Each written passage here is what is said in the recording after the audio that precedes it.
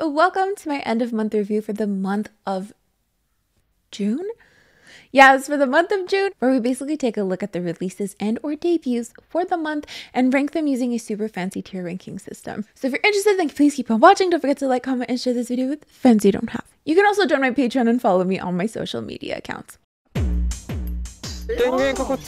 Let's get into the tier explanations. If you've been through this before, please feel free to skip, but I'm just going to explain them very briefly. So at the very top, we have Big Booty Bop. These are for songs that are love at first sight, followed by Cup of Milk, which are songs that we download, we casually like them. They just don't have the longest shelf life, which is then followed by my newest tier, which is titled Rainy Day. You can let me know if this is the good place to put it, but essentially it's a song that I really don't hate at all. In fact, I quite like it. It's just not for now. Like, I can really picture myself liking this song maybe like a year from now. I don't know. That's how it usually works. Like for Hua, I remember it came out and I really loved it. I just didn't want to listen to it ever until a year later, and then I streamed the crap out of it. So sometimes things work out like that, and I feel like this is kind of like a prediction that if the timing was different, I could really like this song. Followed by, of course, the skip tier. These are just songs that I would simply skip. Then, of course, we have everyone's favorite tier, YG's Dungeon, which are songs that I would tangibly change something about. Like, of course, they have potential. There's just something wrong with it. Like, I would send it back to YG's Dungeon to simmer a little more, make a few changes, and then it should be good to go. And then, of course, the bottom tier, which is K-pop hell. These are songs that are just absolutely horrendous to me, to me, of course. But I feel like they have to be like iconically horrendous. Like, I don't want to just put random songs here that I am not just fond of. Like, if I just don't vibe with the song, I don't want to put it there. I want it to be like iconically bad, or just like, actually horrible.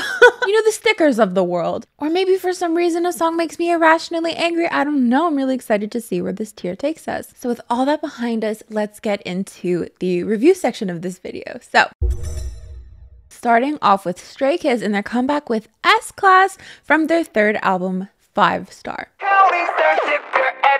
So S-Class starts off with the lyrics that say, "This is Seoul City, numerous miracles have come true. A special star rises among the hidden stars." Right off the bat, the song paints this picture of Stray Kids shining brightly above everyone else, shining brightly above the rest, right? Which I think fits perfectly in line with even the name of the album, 5 Star. Because of course you can use stars as literal stars in the sky that shine brightly, but you can also use stars as a measure of something, like a 5-star hotel. However, aside from that, this song is actually also an environmentally friendly anthem, as they reference the streets and their desire to clean it up, get back. In fact, when they make mention of a can that is only shiny on the outside but empty on the inside, they say, "Kick it, kick it, kick it." And they repeat this 3 times in reference to the 3 R's, reduce, reuse, and recycle.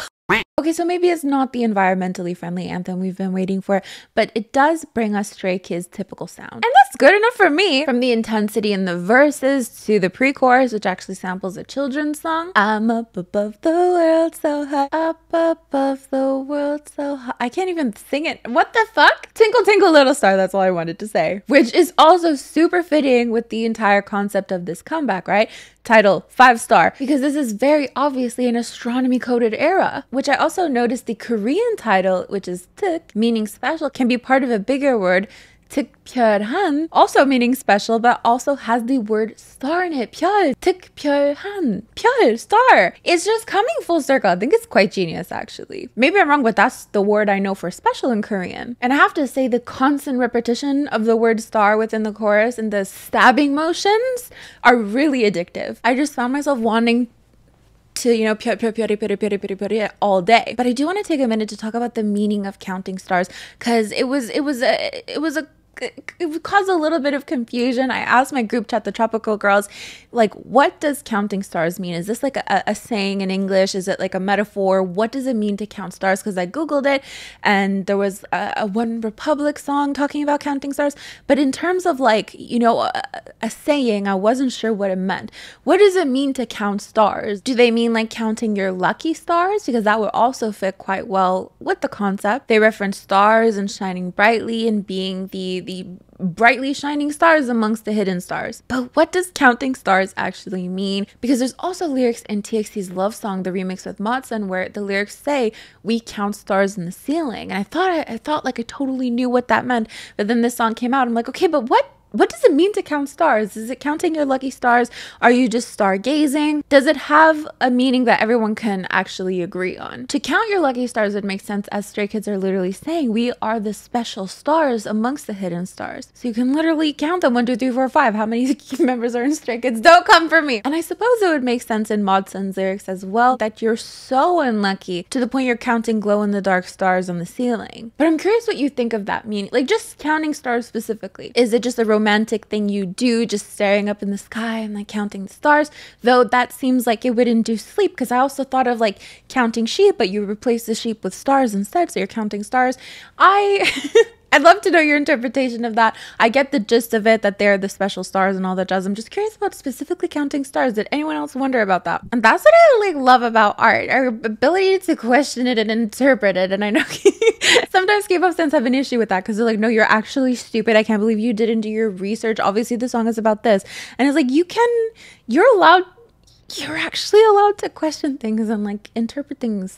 You know, just because an idol is like, yeah, this song is about our love for our fans and doesn't have to mean that. I'm not saying Stray Kids say that. I'm just saying that's what happens a lot of the time. We're off track. Anyways, overall, I think it was a lot of fun to look into it. It really racked my brain. And I loved making the connections, not even being part of the fandom or anything, just making the connections with the album title, the song title, and this, just again, this very astronomy coded era. However, I will say I was never drawn to streaming the song. And this is where I think the rainy day category is going to fit perfectly, because I like the song. I think it's really addictive and I don't have any complaints about it.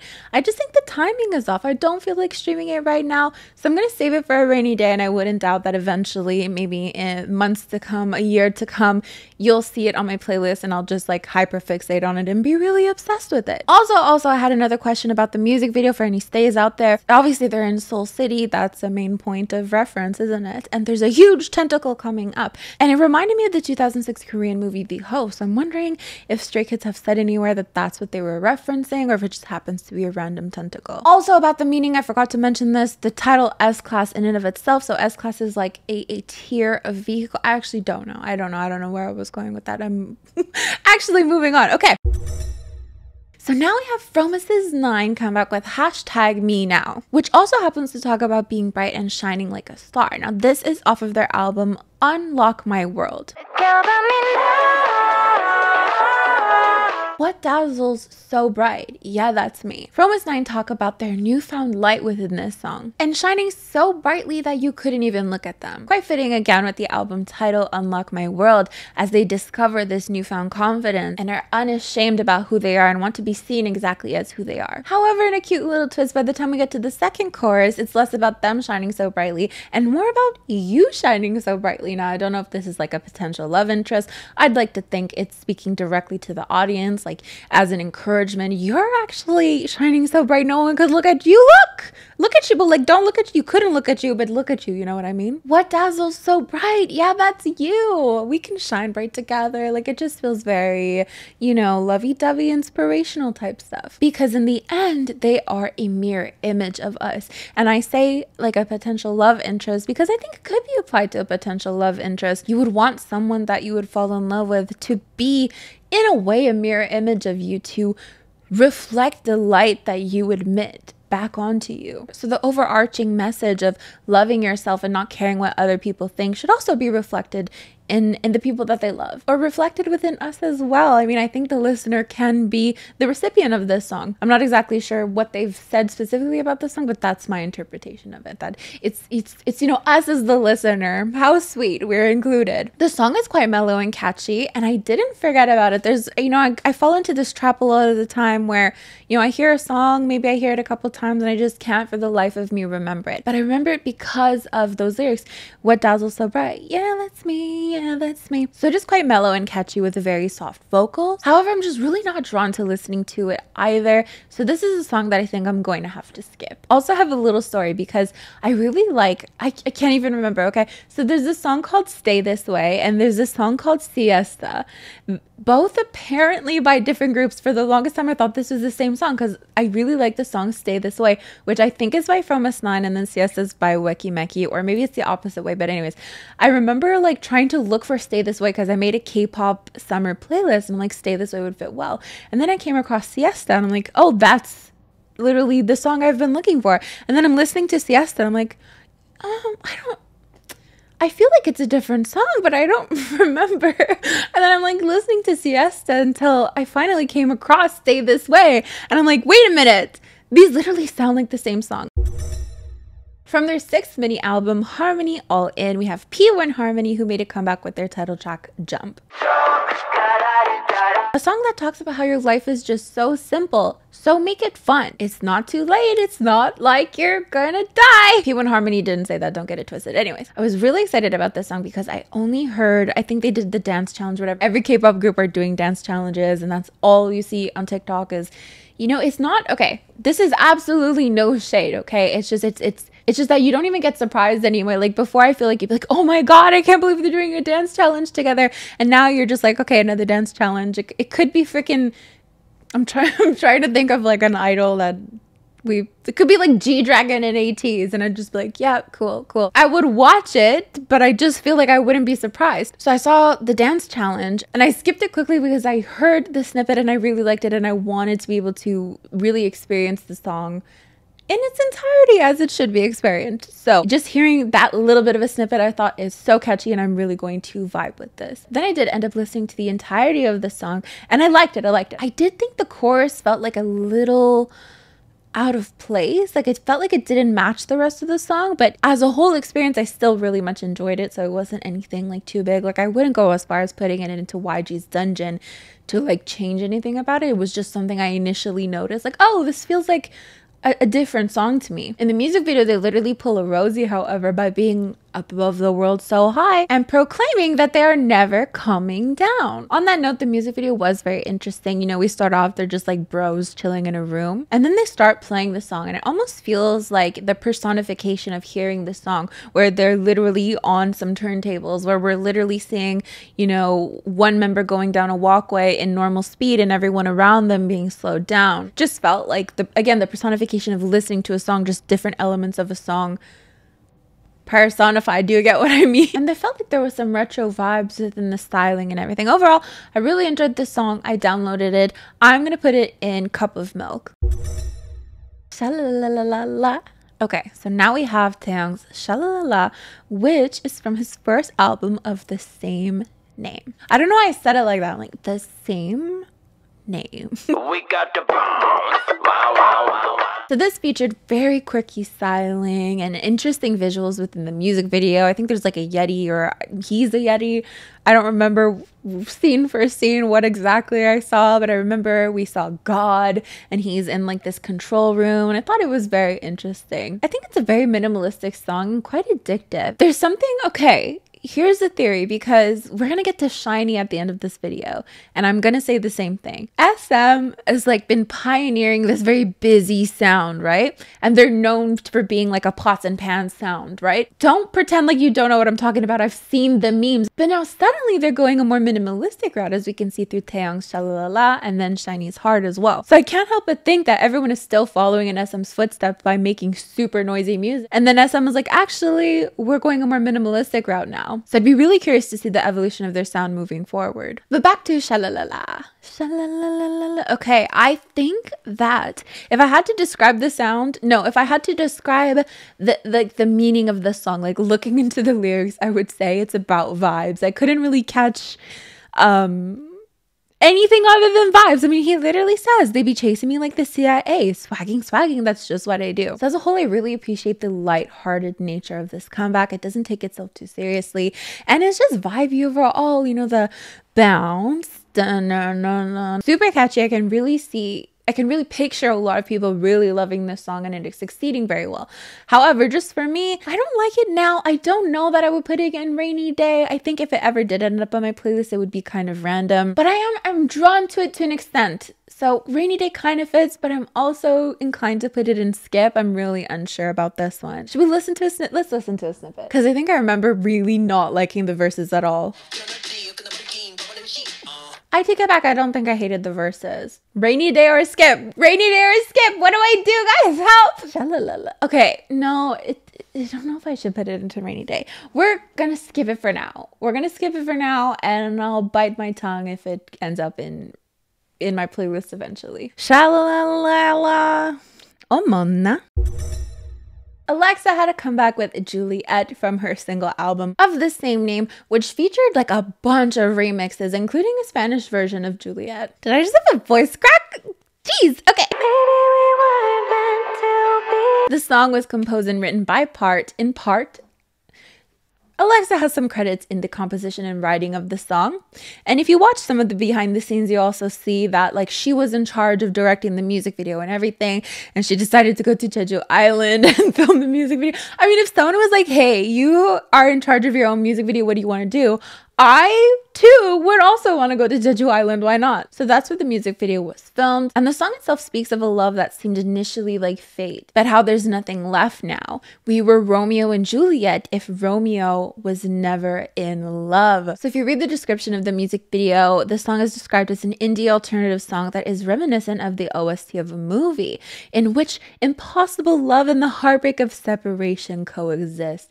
And I'm a sucker for these types of songs. It's kind of like, we could have been meant to be, but it didn't work out. Like, it just, I don't know how to explain. I guess literally the impossible love and the heartbreak of separation coexisting. I'm a sucker for that. Now, the song did initially, and I don't know why, reminded me of Taylor Swift's Love Story. Love song? Love story? It's a love story, baby, just say yes. Romeo, save me. In the sense that Juliet could be a darker sequel to Love Story. Maybe my mind is making the simplest of connections, but they both feature the theme of Romeo and Juliet as well as some form of guitar. But could you picture Juliet being like a darker sequel to Romeo? I don't know. Anyways, young inspirational love turns into like the reality of it all after it all falls apart. Just a theory. Okay, I quite enjoyed this song. I'm a sucker for Alexa's beautifully soft vocals as well as just the content of it. Again, just like thinking and believing so much in fate, only to realize that, you know, maybe it was never meant to be. Just two star-crossed lovers in an endless sea. Anyways, I downloaded the song, which means it's going to make it into the Cup of Milk category. From their Subconscious AP, we have VAV with their song Designer. The music video starts and we are immediately hit with some summer vibes. And I did think I liked the direction the song was going in. I wasn't like super sold on it or sure just like yet. I was taken a little aback by the scene because like I don't know what the premise of it all is. Like the guy has a gun and he's just like going around shooting people, but the way he's holding the gun's just like pew pew, and like I don't know, I feel like I don't want to get like technical about this because I actually don't really know anything about guns, surprisingly, but I feel like there'd be like some kickback, right? Like there's a reason people do hold it with two hands, right? Like do you know what I mean? Like, I feel like you couldn't just get away with, like, being all, like, nilly-willy with it, right? Not only that, but, like, the guy who gets shot also, it's like, pow! The reaction felt a little late, but I don't know. The chorus helped pick things up, and it felt very reminiscent of I Like It. Like, was that sampled in any way? Let's actually listen, because I don't remember. I forgot the forgettable tear! Oh my god. Okay, so we need to add the forgettable tear. Ooh, where do we put the forgettable tear? Because I would have to say Designer is forgettable since I don't remember what it sounded like. Or is Skip and forgettable kind of the same thing? Forgettable and or Skip, I don't even know anymore. Just after their comeback with Bite Me, Enhypen have started promoting their B-side Sacrifice Eat Me Up from their mini album Dark Blood. I didn't even put the grower tier. It's okay. It's okay. So, Enhypen seems to have kept up with this vampire theme, at least as far as I see, because I did see like an article that said they're being described as fallen angels. So there is like kind of a religious twist on it, maybe, especially with the whole sacrifice thing. I'm not sure. Please drink my flesh and blood, bae. Like that is kind of vampire-y, but also kind of Jesus-y, I don't know. The music video did really remind me of Blackpink's Kill This Love, most notably Jennie's first scenes, where she's kind of showing the difference between heaven and hell. That's how I interpret it, because she's in this very orange, warm colored scene, and then we also see her in a more blue tinted scene. And maybe some of the architecture as well, I'd have to go back and check, but it reminded me of that as well, and especially just the symbolism of holding a heart physically, which I do think they do in Kill This Love as well as Pink Venom, but it didn't remind me of Pink Venom in the slightest, like the music video at all. Of course, Blackpink don't own the colors orange and blue. It just reminded me of the music video, okay? Okay, but anyways, I much preferred like the second gen nature of Bite Me, even though I didn't really end up listening to Bite Me. This, you know, there was some, they did kind of carry a little bit of those second gen vibes into it, but I really was not drawn to this in the slightest. And it's another song that I think would be forgettable as well, and or skip. What should we do about this? Because I would skip it, but it's also forgettable at the same time. Maybe we'll just change skip into forgettable. But overall, I did really appreciate them sticking to the theme, like this vampire theme. Dark blood, eat me up, bite me. Very on theme. Moving on. So apparently DKB need love in their latest comeback titled I Need Love from their EP of the same name, I Need Love. I'm not gonna lie, the first few seconds I was like, oh, snooze fast, boring. But then, like, I don't know what it was. Like, it just sounds really nice. And like the whole concept of needing love, I feel is so relatable for a lot of people. And particularly me, who feels constantly neglected. I need love. If you can hear me, come save me. I was very much on board with the magical vocalizations and very sweet sound, but then the chorus came and completely lost me, unfortunately. This song 1000% deserved a better chorus than that, so I'm gonna have to put this into YG's Dungeon because, oh, it has so much potential to really upset me. I was sad because the whole concept of needing love, again, super relatable, and then like the sweet sound just kind of got lost in that chorus, and I wish it was a little bit different. This is Ateez's era. So Bouncy, which has a very fitting parenthesis, K-Hot Chili Peppers, is from the group's The World EP2 Outlaw. So we got some yeehaw vibes with this one. Okay, so I've heard Hongjung describe this song as lunatics coming together to make the world go wild, though a lot of people are convinced this is just about male genitalia because you know, they say 청양고추 vibe.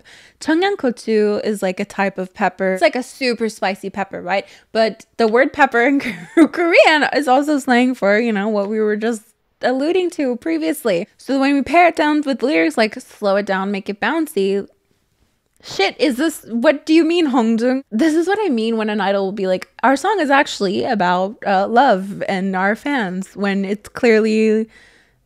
And I'm not saying idols are lying to us, but do you really think anyone's gonna come out and be like, yeah, this song is actually about peace? No, babe, they're not. So I feel like a lot of K-pop songs are open to interpretation. Because lunatics getting together and making the world go wild can include a wide variety of meanings, in my opinion. Whatever, moving on.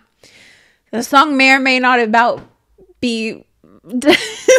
No, okay. Now, I originally got some backlash because I said Ateez's Bouncy had some SM vibes. Despite the fact that every time I would play Bouncy, I thought for a second I was listening to Girls by aespa. But everyone wanted to pretend like they'd never heard an SM song in their lives and that I was totally wrong. As if SM Entertainment isn't a huge company and a perfect point of reference to describe what a sound sounds like. But that doesn't take away from the fact that Bouncy is literally Ateez's era. And that everything from the choreography to the sound to the energy is absolute perfection. Now, the song is quite busy, but not as busy as, say, Gorilla was, but definitely not in line with Halazia in the slightest. Now, when I think of Ateez's sound, it's definitely quite varied, right? You do have these very, very busy sounds, but what I most love and prefer from them are their majestic songs. Think of Answer, think of Halazia, beautiful, amazing, wonderful, great. But I do love songs like Wonderland and Gorilla, though they are growers for me. I just love Ateez, okay? I don't know why. I don't know why we're fighting with everybody. 18, you're like, you seem to have never heard an Ateez song ever. You should listen to them. I'm like, babe, what? Have you ever heard an SM song? That shit is pots and pans noise. And I'll be damned if... Anyways, not to get myself into further shit, but it was really busy initially, and I thought, okay, you know, the verses are a little bit much, but that chorus, oh my god, if anything, that chorus overrides absolutely everything. And I think it really perfectly balances out the busy nature of the verses. And in fact, listening to the verses now, I'm like, no, this is normal to me. I don't know, you know, if someone actually said to me now that it reminds them of SM, I'm like, oh, I don't know what you're talking about. This is perfectly cohesive in my ears. Like, it just sounds normal to me now. Every Everything about this is perfect. The choreography is addictive. The sound is amazing. Hongjung being front and center is just absolute perfection. And he kills it. He absolutely kills it. Hongjung always grabs everyone's attention, but there's just something about having him front and center in that bouncy chorus. His energy, the way he exudes confidence, the way he's able to hype up the crowd. Now, am I biased? I can admit when I'm biased for sure. I would put the song in Big Booty Bop as a stan of Ateez because I love the song. I've streamed it. It's literally my most streamed song. If I wasn't a stan of Ateez, I still think I would have ended up streaming it because of that chorus. Because, you know, regardless of who was singing it, I still think it's just so genius to slow it down, make it bouncy. It's just incredibly addictive and so well done. So I think even if I wasn't a stan, I would still very much like this song. So it might have been a grower, which we actually don't have as a tier right now. But at the very least, it would have been Cup of Milk. At least, right? But I'm gonna go ahead and put it at the Big Booty Bop because it deserves everything. And you guys know if Ateez releases a song I don't like, I'm not gonna pretend to like it. Eternal Sunshine, case in point, I still have beef with that song to this day. And I think Gorilla was actually a grower. I can't remember. This era, in my opinion, is just the perfect era to make you pay attention to Ateez, to make you look into Ateez, because it's not too specifically majestic to the point where it's a little bit too niche. And I love specifically majestic where it's a little bit too niche, but I acknowledge that these busier sounds are more popularized right now. And I think it's that perfect balance. Not that it's majestic in the slightest. Well, you know, I just think it has the potential to appeal to a lot of people. And I'm so happy to see them succeeding a lot with this song. Additionally, just the addition of the pepper to not only the lyrics, the title, and just like visually throughout the music video is perfect. There's just so much you can do with it. It's so versatile. Really drives home the spicy nature of the song. Overall, 10 out of 10, and it's going straight into Big Booty Bop. Okay, so I feel like we've talked plenty about Hate Rodrigo already, but let us continue the conversation by reviewing the song itself. So Yena had a comeback called Hate Rodrigo from her album titled Hate at XX. So we of course know the song is in reference to Olivia Rodrigo and Yena's infatuation with the American singer, to the point that she is jealous of her in a cute way. That's at least the way she was describing it. Now, this infatuation ended up biting her in the ass in the sense that she had to take down her music video, have it re-edited and re-uploaded, minus the imagery of Olivia Rodrigo that was quite present, right? This was due to copyright issues. Now, that's a tricky can of worms to open up. I've gotten copyright claims for the use of images as well, and in theory, you should be able to use images, right? But in theory, actually, no. I don't know. We're all just using images that we shouldn't be using, and it's kind of scary to think about, to be honest. Now, I love Yena, bless Yena, but this whole concept was a little bit weird from the beginning, and I personally thought that as well. Just like if it's an ode to someone, why Olivia Rodrigo specifically? Like, I just thought in general maybe there were better artists to make it. Not better. I don't mean Olivia Rodrigo is not great in her right or anything. Just greater artists. You know, no, fuck. More established artists to maybe make an ode to, and maybe to do it in a different way. Like, I'm not opposed to the art of it all. Like, the hate is actually not hate. It's cute jealousy and everything. It just, I don't find it was executed super well. Now, the song itself, of course, isn't that offensive. It really doesn't speak about much. To me personally, looking into the lyrics, it was just a bunch of random stuff put together, slap a theme onto it, and then there's your song, which there's nothing wrong about that. There's a lot of songs like that, and they sound great and they're catchy and you listen to them anyways. Like, not every song has to have some deep ass meaning that you have to look into. Some songs can just have random ass words and it's fine. It doesn't need to be deeper than that. It doesn't always have to be deeper than that. There's plenty of songs that have absolutely no meaning and they're amazing. Similarly for this, and the artist says this is what the song's about, and then you give like a different interpretation of it. It doesn't mean the artist is necessarily lying, but if you're not quite catching the meaning that they're giving to it, I mean, it is what it is. I felt so confused because I would say like, oh, so and so, such and such about Yena's song. People would be like, you're not understanding it, you're stupid, you're uneducated, you didn't look into it. And then I would defend myself and then be like, wow, you're really a fucking bootlicker for Yena, aren't you? Her company must be paying you. And I'm like, I'm lost here. I don't know what to say because it's never gonna be good enough. Enough about me. This is becoming a pity party and I don't even mean it to be. I'm perfectly happy I got monetized again. Like, everything's great. I'm ready to fight with everyone again. But anyways, given the fact that Uki from G-Idol is in the song and it's like quite early 2000s inspired, and even some of the lyrics are just kind of seem a little too similar to Allergy and Queen Card. I think I saw a video thumbnail that said it's Queen Card Part 2.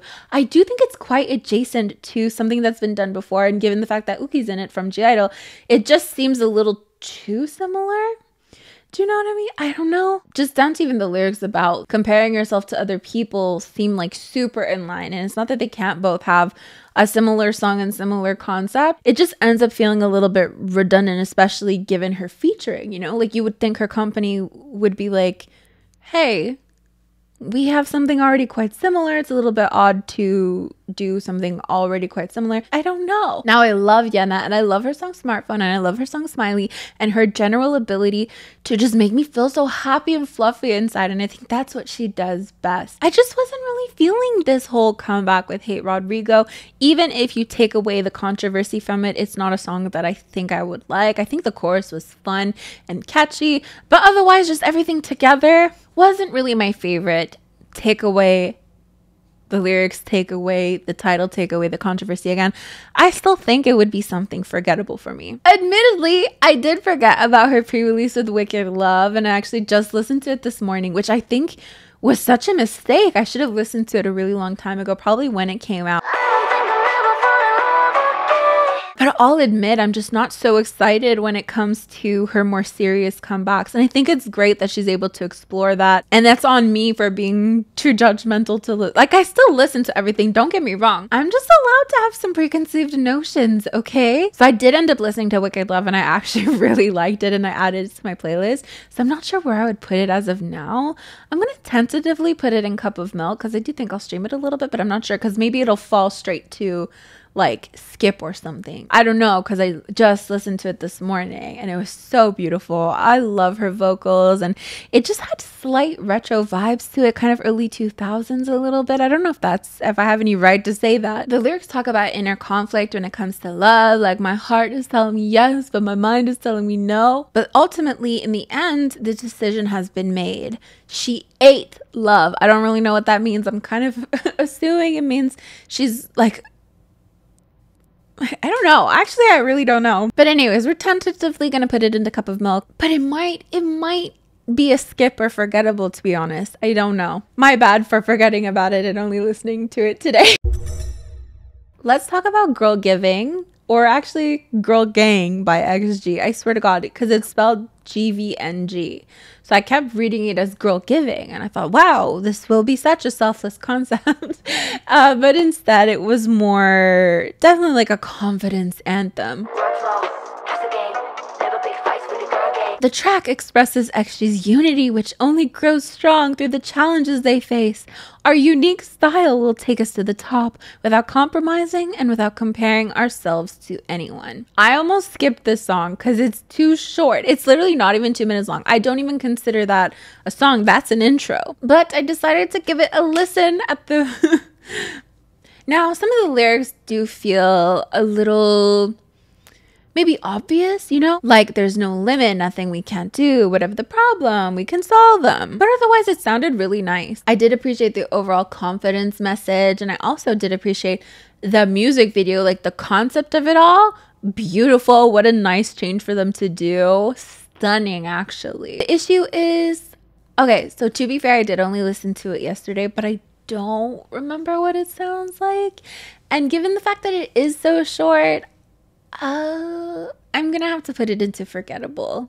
We've been filming for an hour and 6 minutes. I don't know how long the video actually is on your end, but this is the longest I've done. I was like, I've gotten my monetization back and I'm ready to be long. So give you guys some long ass content to make up for the shitty effort I put in when I was really sad and broke and jobless. Shinee's Hard from their album of the same name has been released along their track The Feeling. Has been released alongside their pre-release track The Feeling.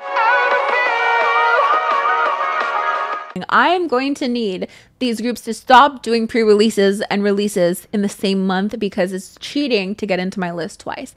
I do not have the attention span for this. I feel like one song per group is pleasant enough. I don't know, there's just always this this feeling that the pre-release is going to be more boring than the title track and all that jazz. And not that the feeling is necessarily boring or anything, but it doesn't feel like a title track. I mean, it could be one, but you know, the title track feels more in line with the title. Fuck if I know. It did sound very dreamy and inspirational as the lyrics touch on moving forward in life towards a bright future and the importance of feeling and experiencing the current moment. And I particularly loved the way they sang I Want to Feel. Like it evoked something within me. And I actually did a music video reaction to this over on Patreon where I said I just wished that the I Want to Feel was repeated a little more, because that was the extent of the inspirational feeling that I felt. And I feel like they could have capitalized on it a little bit more had they repeated it. You know, I want to feel, I want to feel something like that. Do you know what I mean? I should be a producer. Otherwise, beautiful vocals. Like, what can you? They're literally an SM group. I don't think you'll ever find an SM group where you're like, actually, the vocals weren't majestic and beautiful and great. Am I complimenting SM? Oh my god, something's wrong with her. Does she have a fever? So in that sense, maybe we'll put it into YG's Dungeon just because it could have used a little bit more magic in my opinion. And maybe that's blasphemous because maybe this song is like super meaningful. I don't know. Is it like an anniversary comeback? I feel like there's so many anniversary comebacks. Was this one of them? I can't remember. Beautiful, inspirational meaning. I just don't think I would listen to it. In fact, I would change a couple things about it. So it's going into YG's Dungeon. I Want to Feel actually reminded me just a little bit of Twice As What Is Love. Not that it sounded similar, but just the vibe of like, of wanting to feel something like, I want to know. It's like, you know, I want to feel, I want to know what is love. I want to feel something. That was just a parallel that I drew between the two songs. For their title track, Hard. Go hard like a criminal. I really loved how the song says, we go hard, and it's kind of building up to something hard, right? And then they decided to go more minimalistic route. This is what I talked about in Taeyong's Shalala, that SM is kind of doing a 180 on us. Instead of doing so busy, they're going more minimalistic, or maybe they're not. Maybe this is just a couple of songs that they decided to do this for. But it would be curious again to see where they move forward with this. They're saying we go hard, and it seems like it's going to build up to something really big, and then it ends up being like super minimalistic, but it's still going hard in its own way. Now, there were some of those SM tropes like singing in unison, vocal editing, but specifically that first part of the chorus was my favorite, alongside the fact that in true SM fashion, there's just parts of the song that remind you of like 10 other SM songs. Like as I was listening to it, I kept singing like, what song is that? I literally can't remember. The only snippet I can think of. I don't even know what song that is. Let me know in the comments down below. But otherwise, the core concept is really good, and I really enjoyed the potential of this. So this might be another song that I have to put into YG's Dungeon. Another SM group, and I'm just being reminded now that I forgot about NCT Dream. EXO is up next with their pre-release Let Me In off their 7th album Exist, as well as their title track Hear Me Out. Let Me In, as the title suggests, is a song about, you know, so desperately wanting someone to let you into their life so that you can love them deeper, which on the note of being deep, there's a lot of references to water, to the ocean. You're the ocean pulling me down. Give into the feelings washing over me. Want to drift into your soft embrace. And there's a part, I think they literally say like, you're my ocean. Blue. As for understanding the music video, I don't know. Maybe you should ask Neil deGrasse Tyson or something. That's some astrophysics shit that I do not understand yet. The multiverse, Newton's law, that's as far as I got in like understanding physics. I've been watching a lot of podcasts though, so watch out. I wouldn't listen to this song. It's really not my thing. I'm like almost tempted to put it into K-pop hell, but I actually don't remember what it sounds like, but I remember not liking it. But I guess it's not that bad enough to be in K-pop hell. I just really don't like this song. If there was the not my cup of tea category, I feel like I just we'll just have like 20 categories at the end of it all. It's not my cup of tea, therefore I'll put it into K-pop hell, but it's not iconically bad, and I acknowledge that. Or maybe it's forgettable. Forgettable saves us the trouble of fighting with XOLs again. Hear Me Out, on the other hand, was funkier, though I feel like the content was kind of similar. Instead of asking someone to let you in, you're kind of asking them to hear you out. Do you see where I mean? Where the concepts are kind of similar? Like instead of being like, I want you to put your walls down, you're just like, hear me out. on this, actually. Like, I know I might mess up sometimes, but we belong together. Are they playing with time and space in this music video too? Maybe. Now, again, beautiful vocals. Just really don't like the song. I wouldn't listen to it. I can't believe I almost forgot about Treasure. So we have their new unit T5, which features 5 of the members. So this is their debut with Move. So we have some member participation in this song, and according to Soompi, Jungkook said, "When I first worked on the song, I didn't start with a specific image in mind. I just wanted to show a completely different side from my existing image. It was a challenge for me too, so I enjoyed working on it.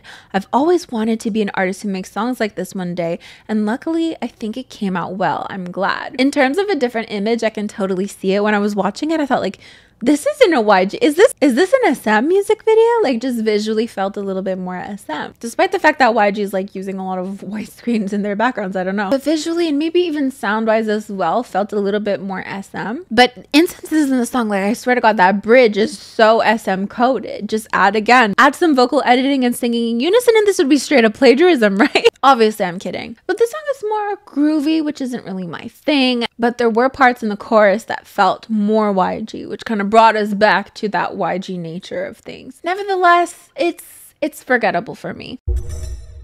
Let's end off the review section with Kiss of Life. So I've heard that this group features Natty, the soloist Natty, who is also apparently part of the lineup of Pink Punk. Is that true? That's what I remember. I think I remember that correctly. And also, one of the members produced Unforgiven as well as other K-pop songs. I'll have to fact check that, but I'm pretty sure this is the group. So this is their song By My Neverland off their first mini album of the same name. I don't care what you say. The lyrics portray to me that they want to leave childhood behind, or the luxuries of living in a fantasy world. As they sing, we don't care what you say, I burned my Neverland. Which Neverland, of course, is famous for being the place where people typically don't want to grow up, or they refuse to grow up. And they all lived happily ever after. There's nothing like that. I don't think they necessarily mean like, oh wow, there's really nothing like living happily ever after. I think they mean like that doesn't exist. They literally so much as say, become an adult now. So the message is very clearly anti-child. And for the most part, I would say there's some confidence within those lyrics at the beginning. Like they're quite confident about leaving this childlike nature behind, about living in the real world, about becoming an adult. But then you kind of notice throughout the lyrics that this confidence kind of dwindles down. You know, I'm leaving my hometown confidently. But why is it sad? But then in the music video, like a member literally gets hit by a car and she gets up and tries to walk away. And I feel like there's some symbolism in that. Like it's okay to ask for help. It's okay to be coddled like a fucking baby. Adulthood isn't a line you suddenly cross into all of a sudden.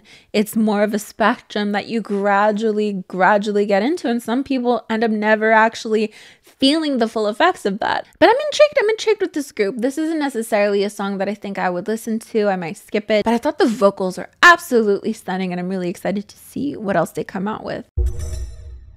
Okay, I lied about Kiss of Life being the last song that we were reviewing in this review section because Kiss of Life actually reminded me of U-Kiss. And if the word kiss in their group name wasn't enough, Neverland should have done it for me as well because U-Kiss have a song called Neverland as well. U-Kiss have made a comeback to celebrate their 15th anniversary, so they have their song called The Wonderful Escape off their EP playlist. I used to love 0331. Where'd the one come from? Don't deny our R squared pi. I used to love 0330. Everyone says K-pop lyrics are weird, but I don't see anyone ever mentioning U-Kiss's 0330. And of course, I also loved their song Neverland, but my favorite song of theirs was Believe. I do believe you, which the song felt strangely nostalgic. In accordance to Believe. I don't know how I made that sentence. It was not my intention to do it in that way. It felt a little bit reminiscent of Believe without having the pure magic that song had. This song felt a little bit more inspirational, but still, you know, slightly nostalgic. I want us to go somewhere, a place no one will find us, where we could leave the pain behind. Oh, those lyrics are actually quite a little bit similar to Neverland. Anyways, I thought it was pleasant. I thought it was nostalgic. It's just, again, not something I think I would listen to. So I'm going to put it into the forgettable tier. So that is basically it for the review portion of this video. Let's move on to maybe not my monthly playlist. I want to see which songs are my top songs, and I'll share my top 10 with you. Gotta get my trusty old laptop. Let's go to Receiptify. Let's just see. Okay, number 1, you guessed it, is Bouncy by Ateez.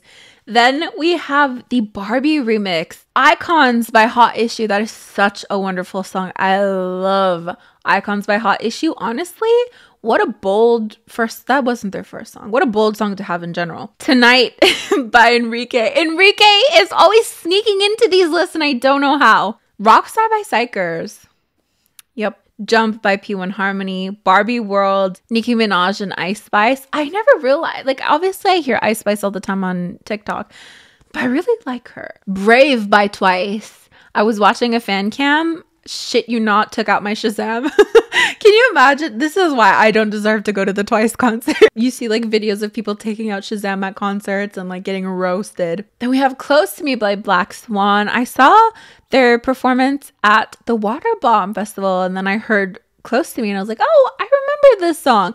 This is a song that I think I said I would save for a rainy day. Like, it's just not it for me now. And I ended up streaming it now. So the rainy day tier could have been a good thing a long time ago as well. And then the last song is another Barbie remix. I don't know how all these Barbie remixes. This is what I mean when Spotify counts Western songs higher than K-pop songs. I swear to God, because I've been listening. I shit you not, where is it? I've listened to Rockstar by Psychers so many times. Jump by P1 Harmony so many times. There's no way Barbie Girl deserves second place. I just started listening to it a couple days ago. There's no way. Like literally a couple days ago, and all the other songs I've been listening to literally all month, so I really don't understand how we got here. But anyways, that is basically it for this video. Well, do I have any other songs to suggest to you? I've been really loving Django by Ateez. If all 3 of Barbie Girl remixes are on this top 10, Django should also be on the top 10 because I started listening to it at the exact same time. This is literally, minus Wicked Love, this is literally the playlist that I've been listening to in order without a doubt all the time. So I don't understand how there's a difference here or how Django's not even there. Django off of the World EP 2 Outlaw, not biased. Don't forget to like, comment, and share this video with friends you don't have. You can also join my Patreon. These are the lovely individuals who help support my channel on a monthly basis. It means the world to me. Thank you so much. As for me, I'm gonna get going, so I'll see you guys next time. Bye! Ain't nobody mess with Django. Call me Django. Where we basically take a look at the... Where we basically take a look at the monthly... Where we basically take a look...